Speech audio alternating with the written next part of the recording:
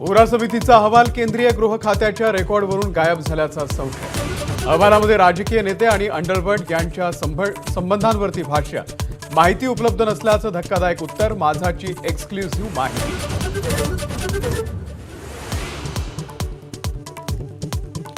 महिलांना बसच्या तिकीट दरामध्ये 50% सवलत दिल्यामुळे एसटी महामंडळाला रोज 3 कोटींचा फटका। परिवहन मंत्र्यांनीच बोलून दाखवलं वास्तव। यातून एसटी सवलती देणार नाही अशी ही घोषणा। मनोज जरांगे यांचा आज मस्साजोगचा दौरा, देशमुखांच्या कुटुंबियांसोबत चर्चा करणार। मस्साजोग ग्रामस्थांच्या आंदोलनाच्या पार्श्वभूमीवर जरांगेंची भेट।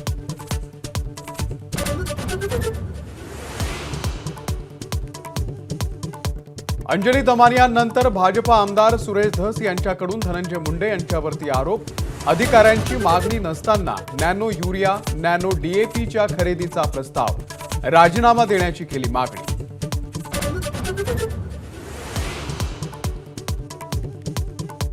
आरोपांच्या भोवऱ्यामध्ये अडकलेल्या धनंजय मुंडेंना बेल्स पाल्सी या आजाराचं निदान। 2 मिनिटंही नीट बोलणं मुश्किल, ट्विट करत स्वतःच दिली माहिती।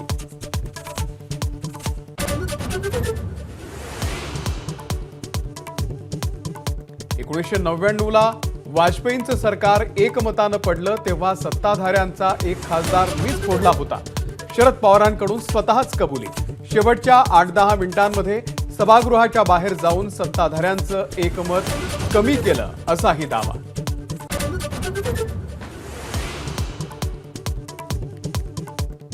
मनसेचे अध्यक्ष राज ठाकरे आज मुंबई महानगरपालिकेच्या आयुक्तांना भेटणार। मुंबईतल्या विविध समस्या कानावरती घालणार।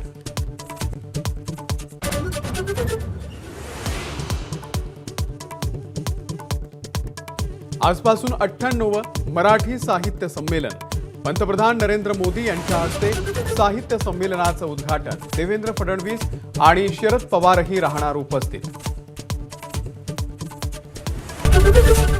एबीपी माझा, उघडा डोळे बघा नीट।